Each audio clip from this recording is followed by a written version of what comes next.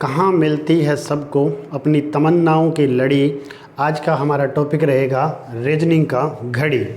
तो दोस्तों आज हम जिस टॉपिक के बारे में चर्चा कर रहे हैं वो टॉपिक रहेगा हमारा घड़ी। घड़ी के अंदर हम चर्चा करेंगे, सबसे पहला जो उसका टाइप आता है वो आता है दर्पण प्रतिबिंब। तो दोस्तों मैं सुनील सहारण, आप सभी का स्वागत है आपके अपने इस यूट्यूब चैनल पर। ठीक है, तो इस छोटी सी मुहिम का आप हिस्सा बने उसके लिए आपका बहुत बहुत तहे दिल से धन्यवाद।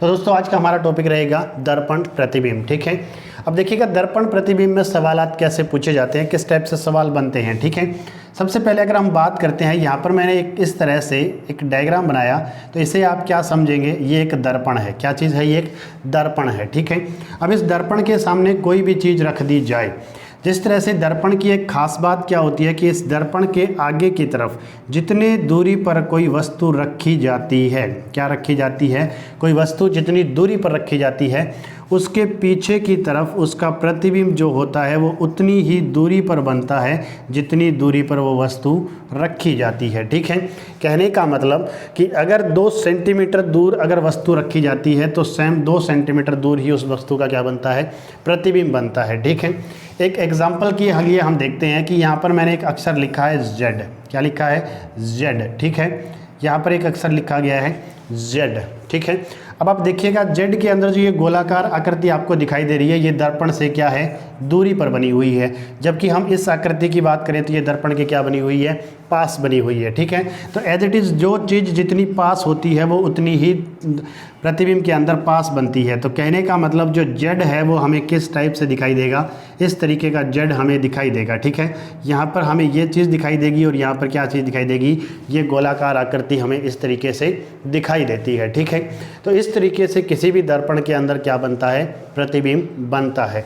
सिंपल एक चीज़ याद रखनी है कि जो वस्तु जितनी दूरी पर होगी उसका प्रतिबिंब उतना ही उसके पीछे की तरफ क्या बनेगा, दूरी पर बनेगा। ठीक है, तो आई होप आपको ये सारी चीज़ें समझ में आई होंगी। ठीक है, इसी तरीके से क्या होता है, घड़ी के अंदर सवाल पूछे जाते हैं। ठीक है, देखिएगा फिर से हम क्या करते हैं, यहाँ पर एक दर्पण बनाते हैं। यहाँ पर एक दर्पण बना लिया गया है। ठीक है, अब इस दर्पण के बाद में हम देखते हैं यहाँ पर हमने एक घड़ी का डायग्राम बनाते हैं। इस तरह से एक घड़ी होती है। ठीक है, घड़ी की अगर बात करें यहाँ पर कितने बजते हैं, 12, 1, 2, यहाँ पर 3, फिर 4, फिर 5, 6, 7, 8, 9, 10 और 11।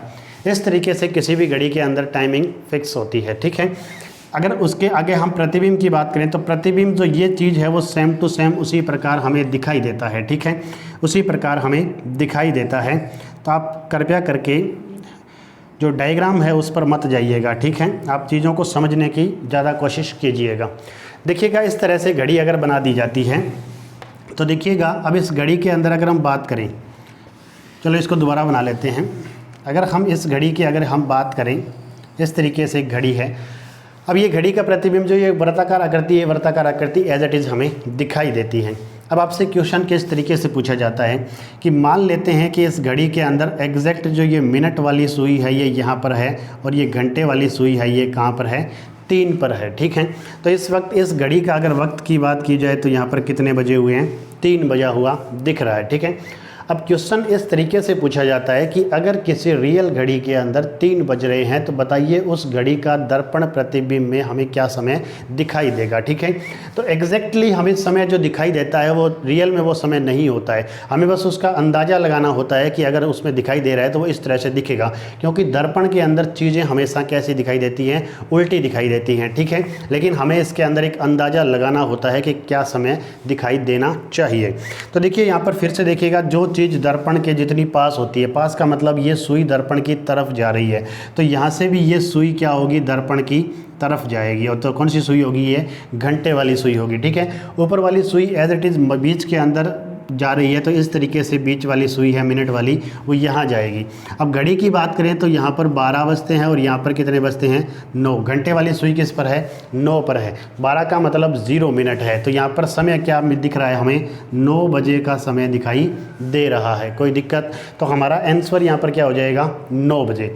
अब चलिए हम दूसरा एग्जाम्पल लेते हैं। यहाँ पर हमने क्या समय दिखाया अब की बार मान लेते हैं हमने क्या समय नोट किया है, 4 बजे का, ठीक है। तो हमें इस सुई के अंदर यहाँ पर भी क्या समय दिखाई देगा। अब ये देखिएगा दर्पण की तरफ जा रही है इस तरह से, तो यहाँ पर ये चीज़ मिलती हुई हमें क्या होगी, प्रतीत होगी। जिस तरीके देखा जाए इस तरह से दर्पण के अंदर चीज़ें हैं वो मिलती, जैसे जैसे ये उंगलियाँ दूर जाती है वैसे दूर जाएंगी, जैसे जैसे पास आती जाएंगी पास आएंगी, ठीक है। तो उसी प्रकार ये इस तरह से मिलती हुई दिखाई देंगी। तो यहाँ पर ये घंटे वाली सुई हमें नज़र आएगी। और सभी को पता है यहाँ पर कितने बजते हैं, 8, और यहाँ पर कितने बजते हैं, 7 और 6 बजते हैं, ठीक है। तो यहाँ पर हमें समय क्या दिखाई देगा, अगर इस रियल घड़ी के अंदर 4 बजे का समय है तो हमें इसके अंदर क्या समय दिखाई देगा, 8 बजे का समय दिखाई देगा, ठीक है। इसी तरह अगर मैं अब की बार इस घड़ी के अंदर कितना बजा देता हूँ, मान लेते हैं ये घंटे वाली सुई 6 पर है, ठीक है, एग्जैक्ट 6 पर है। अगर 6 पर सुई है, राइट, 6 बजा हुआ है, तो इस घड़ी के अंदर हमें क्या समय दिखाई देना चाहिए, इस घड़ी के अंदर भी हमें क्या समय दिखाई देगा, एग्जैक्ट 6 बजे का दिखाई देगा, ठीक है। अगर इस घड़ी के अंदर 6 बजा हुआ है तो इस घड़ी में भी क्या दिखाई देगा, 6 बजे।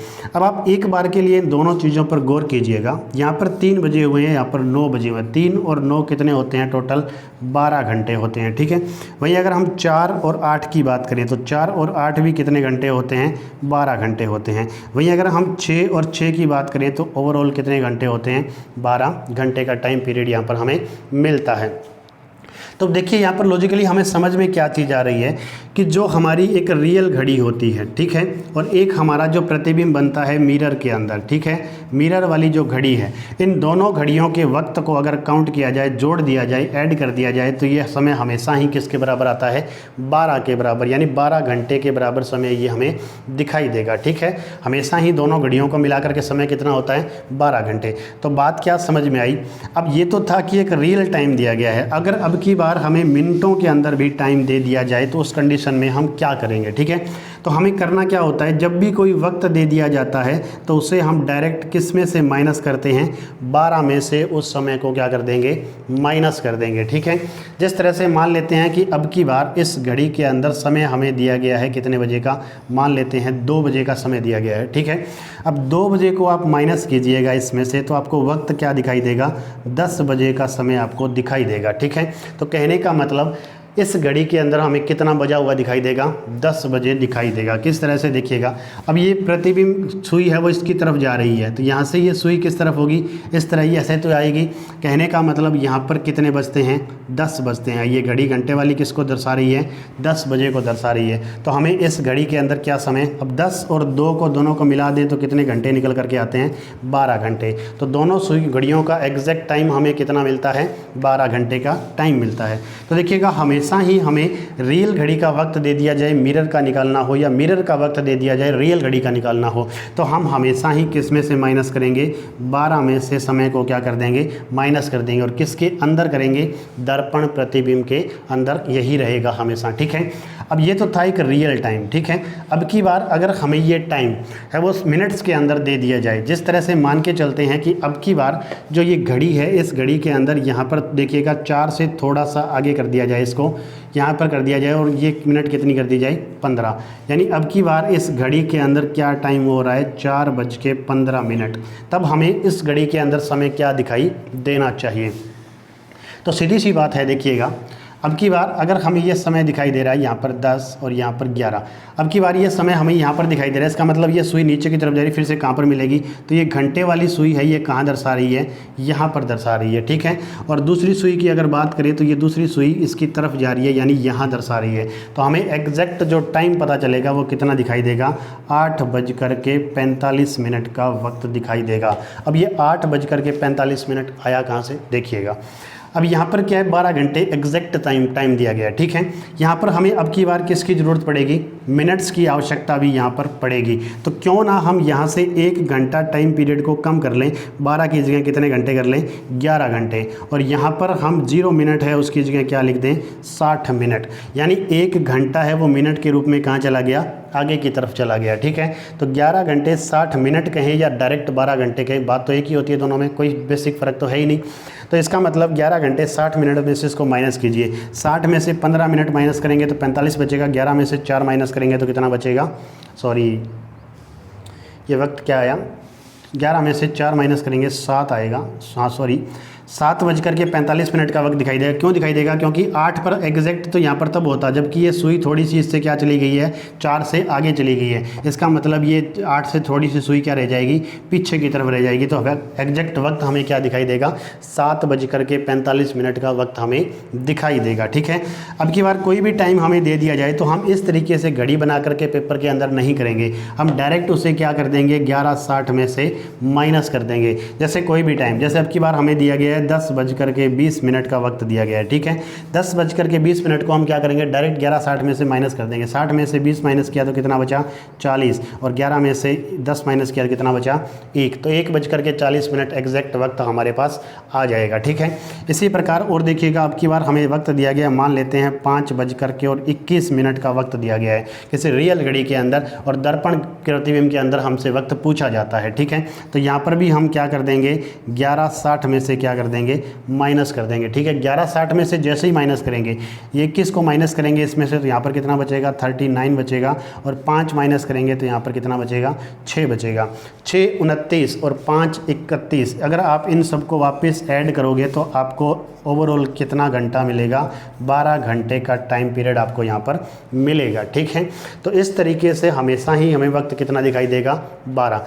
अब देखिए यहाँ पर लॉजिकली क्या उठता है कि जितने जो घंटे होते हैं उतने टाइम पीरियड से हमें क्या करना होता है, किसी दिए गए टाइम को माइनस करना होता है। ठीक है, अब देखिए इसके अलावा अगर सवाल इससे डिफ़िकल्ट और आता है तो किस तरीके से पूछा जाएगा इसके अंदर। ठीक है, मान लेते हैं अब की बार हमें दिया गया है घड़ी के अंदर के 3:20 हो रहे हैं, और उसके बाद में हमें दे दिया जाए कि 40 सेकंड का वक्त भी हो रहा है। तो बताइएगा अब मिरर के अंदर हमें क्या समय दिखाई देगा। अब की बार हमें यहाँ पर 3 टाइम पीरियड दिए गए हैं। ठीक है, घंटा भी दिया गया है, मिनट भी दिया गया है, और सेकंड भी दे दी गई है। ठीक है, अब हमें तो पता है कि हम डायरेक्ट माइनस किस में से करते हैं, 12 में से माइनस करते हैं। ठीक है, 12 में से माइनस करते हैं।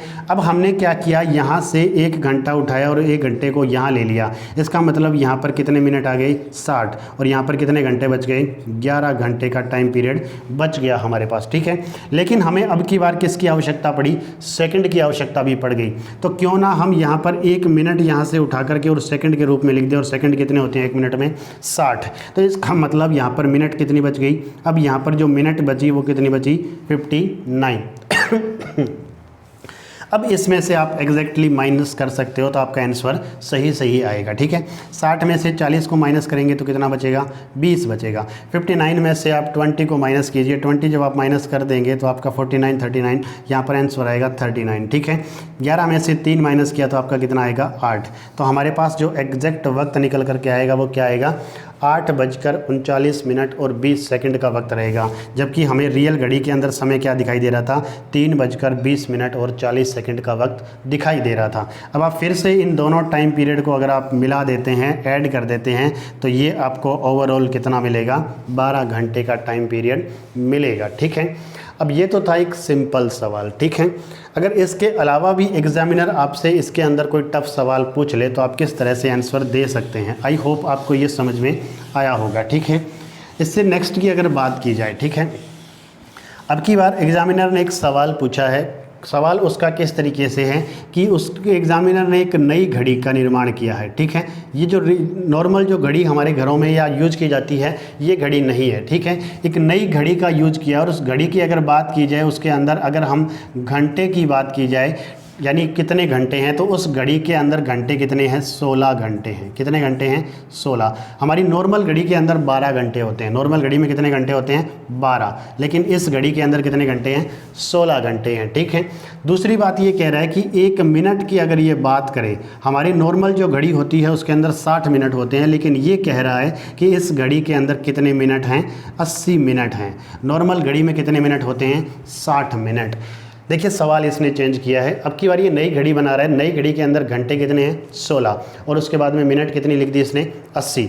अब ये आपसे सवाल पूछ रहा है कि बताइएगा कोई रियल घड़ी है और उस रियल घड़ी के अंदर वक्त दे दिया गया इसने 12:40 का वक्त हो रहा है। तो बताइए दर्पण यानी मिरर के अंदर हमें क्या समय दिखाई देगा, ये हमसे सवाल पूछा गया है इसने। ठीक है, आई होप आपको ये सवाल समझ में आया होगा। देखिएगा फिर से सुनिएगा, एक नई घड़ी बनाई है उसने घंटे का टाइम है वो 16 घंटे टाइम दिया है, जबकि रियल घड़ी में कितने घंटे होते हैं 12 घंटे। उसने मिनट की जगह 80 मिनट कर दिया और रियल में घड़ी में मिनट कितने होते हैं 60 होते हैं, ठीक है। अब ये रियल घड़ी के अंदर इसने ये वक्त दे दिया और हमसे पूछा है मिरर के अंदर क्या समय दिखाई देगा।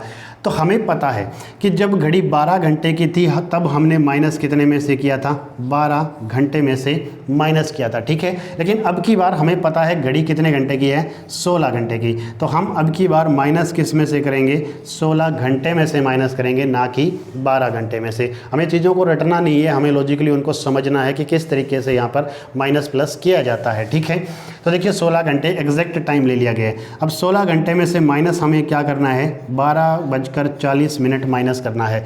अब देखिए बात यहाँ पर ये आ जाती है कि अगर डायरेक्ट घंटे में से माइनस करना होता तब तो हम कर देते, लेकिन यहाँ पर कौन सी वैल्यू आ रही है मिनट की वैल्यू भी हमें दी गई है, ठीक है। तो मिनट के लिए हम क्या करेंगे, यहाँ से 1 घंटे को कम कर लीजिए और 1 घंटा कितना कम होगा, यानी 16 की जगह क्या हो जाएगा 15 हो जाएगा, ठीक है। अब 1 घंटा कम करेंगे और 1 घंटे को मिनट के रूप में आगे लेकर के जाएंगे। तो यहाँ हमें पता है मिनट के रूप में कितने हैं 80 मिनट है, ना कि 60 मिनट हैं। तो यहाँ पर हम वैल्यू कौन सी पुट करेंगे 80 लिखेंगे, ना कि 60 लिखेंगे। अब 80 में से 40 माइनस करेंगे तो कितना आएगा 40, और 15 में से 12 माइनस करेंगे तो कितना आएगा 3। तो हमारे पास एग्जैक्ट जो वक्त निकल करके आएगा वो क्या आएगा 3:40 का आएगा, ठीक है। और हमें वक्त क्या दिया गया है 12:40। 12:40 और 3:40 को अगर आप प्लस करते हैं तो 12 और 3 कितने होते हैं 15, और यहाँ पर मिनट कितनी आ गई 80। ये ओवरऑल टाइम हमारे पास कितना निकल करके आया 16 घंटे। तो क्या ये घड़ी कितने घंटे की थी 16 घंटे की। तो आई होप आपको ये चीज़ें समझ में आई होंगी, ठीक है। चलिए हम एक और सवाल करते हैं, उसके बाद में हम इस क्लास को ख़त्म करते हैं। नेक्स्ट क्लास में हम नेक्स्ट टाइप के बारे में पढ़ेंगे। फिर से देखिएगा एग्जामिनर ने क्या किया, अब की बार एक नई घड़ी ली। क्या किया एग्जामिनर ने एक नई घड़ी का निर्माण किया है, ठीक है। अब ये घड़ी में कह रहा है कि जो घंटे का टाइम है वो टाइम कितना है 15 घंटे है। कितने घंटे हैं 15 घंटे। और यहाँ पर अगर मिनट की बात की जाए तो मिनट का टाइम इसने कितना दिया है, अब की बार मिनट का टाइम कम कर दिया गया और मिनट का टाइम कितना दिया है 40 मिनट का वक्त दिया है, ठीक है। 1 घंटे में कितने मिनट हैं 40। लेकिन उसके बाद में इसने एक वैल्यू और भी दी है और वो है दी है सेकंड। सेकंड में इसने कहा है कि 1 घंटे के अंदर मिनट कितने सेकंड कितने हैं 20 सेकंड है। 1 मिनट के अंदर सेकंड की संख्या कितनी है 20 है। यानी इस घड़ी के अंदर घंटे तो 15 हैं और मिनट 1 घंटे में मिनट कितनी होती है 40 और 1 मिनट में सेकंड कितने हैं 20। फिर ये आपसे सवाल पूछता है कि बताइएगा कोई एक रियल घड़ी है, कौन सी घड़ी है एक रियल घड़ी है, और उस रियल घड़ी के अंदर वक्त आपको दे दिया गया है, मान लेते हैं हम 3:15 और इसके बाद में 5 सेकंड का वक्त आपको दे दिया जाता है। और फिर आपसे पूछता है कि बताइए दर्पण के अंदर क्या समय दिखाई देगा, ठीक है। समय क्या दिया गया है 3:15 और 5 सेकंड का वक्त दिया गया है, ठीक है। अब इसको माइनस हम किस तरीके से करेंगे, हमें पता है इस घड़ी के अंदर टोटल घंटे कितने हैं 15 घंटे हैं। हमें माइनस किस में से करना होता है 15 में से। लेकिन हमें किसकी आवश्यकता है यहाँ पर मिनट की। जब मिनट की आवश्यकता है तो हम यहाँ पर 1 घंटा कम कर देंगे 14 घंटे, और वो 14 घंटे मिनट के रूप में आगे जाएगा। मिनट यहाँ पर है कितनी 40 मिनट है, तो 40 मिनट के रूप में यहाँ पर आगे चला गया, ठीक है। उसके बाद में अब हमें सेकंड की भी आवश्यकता पड़ती है, जिसका मतलब 1 मिनट हम कम कर देंगे तो 40 की बजाय यहाँ पर कितने मिनट बचेंगी 39, और उसके आगे हम लिखेंगे सेकंड। सेकंड यहाँ पर कितनी होती है 1 मिनट के अंदर 20 सेकंड है, तो 20 सेकंड में से हम यहाँ पर क्या करेंगे माइनस करेंगे, ठीक है। 20 में से 5 माइनस किया तो यहाँ पर कितने सेकंड बच गए 15 सेकंड, ठीक है। 39 में से अगर हम 15 माइनस करेंगे तो यहाँ पर बचेंगे 24। कितने बचेंगे 24। आई होप 24 ही बचेंगे। 9 में से 5 गया 6 4 बचेंगे, 3 में से 24 बचेंगे। 14 में से 3 करेंगे तो यहाँ पर कितने बचेंगे 11। हमारे पास जो एग्जैक्ट वक्त निकल कर के आया मिरर के अंदर वो क्या आएगा 11:24 और 15 सेकंड का वक्त आएगा। कब आएगा जब हमें रियल घड़ी के अंदर क्या समय दिखाई दे रहा है 3:15 और 5 सेकंड का वक्त हमें दिखाई देता है, ठीक है। तो इस तरीके से किसी भी दर्पण प्रतिबिंब के अंदर हमसे सवाल है वो क्या होता है पूछा जाता है। आई होप आपको ये क्लास पसंद आई होगी। अगर पसंद आए तो इसे लाइक शेयर एंड सब्सक्राइब जरूर कीजिएगा। जय हिंद जय भारत।